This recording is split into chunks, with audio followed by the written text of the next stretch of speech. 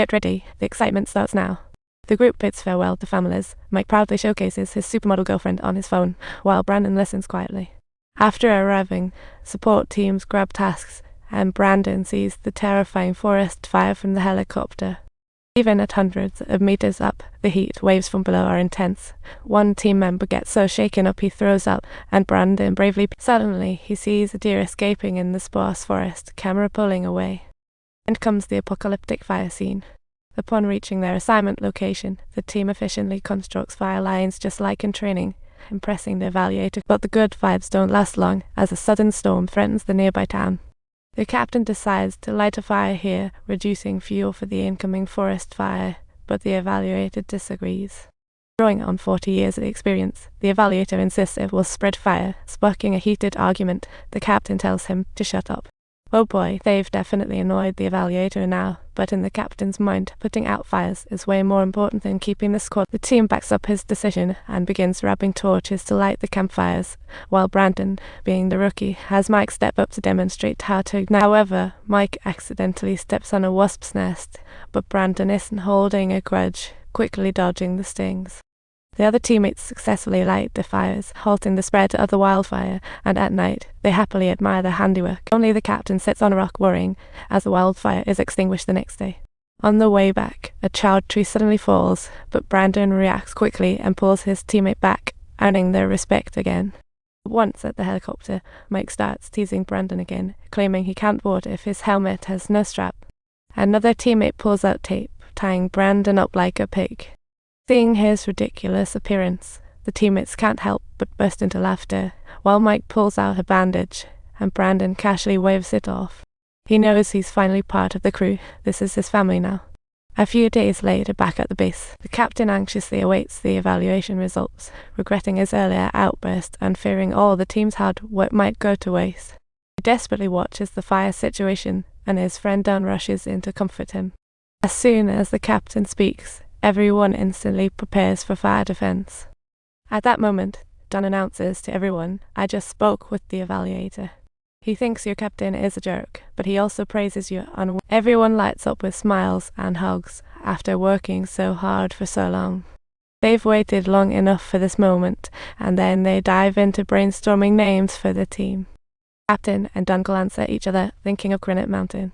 From that day, the Vanguard team is born. In the days that followed, Brandon would always bring something back for the kids after a task, but this time, his ex unexpectedly calls him over with their daughter, thanking him for all he's done lately and asking if he can hold her. Seeing his daughter makes him overjoyed.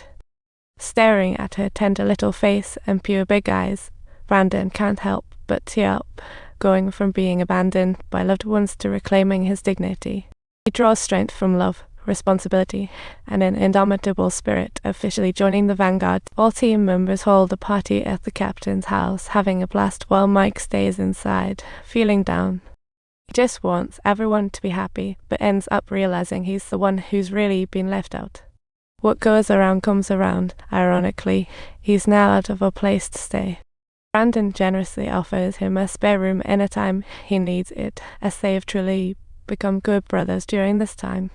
At the party's end, the captain sincerely thanks all families, noting firefighters or parents who are off duty.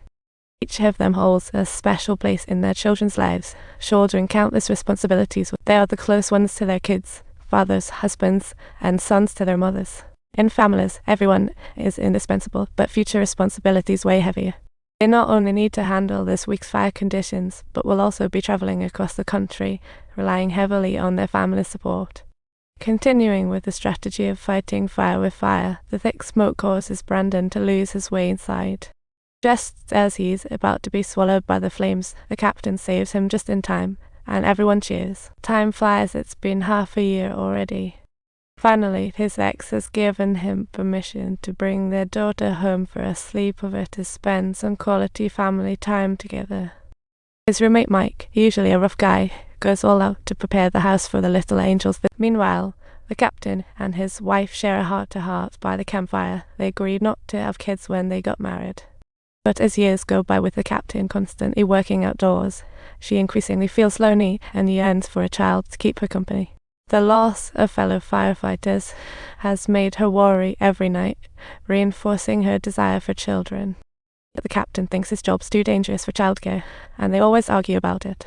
One day, while the captain is out on assignment in another state, his wife falls asleep at the wheel and gets into a car accident. When the captain finally returns home 3 days later to see the wrecked car, he gets furious and asks his wife why she hadn't called him. If it weren't for his friends, he wouldn't have known at all, and now she wants him to beat himself up over it.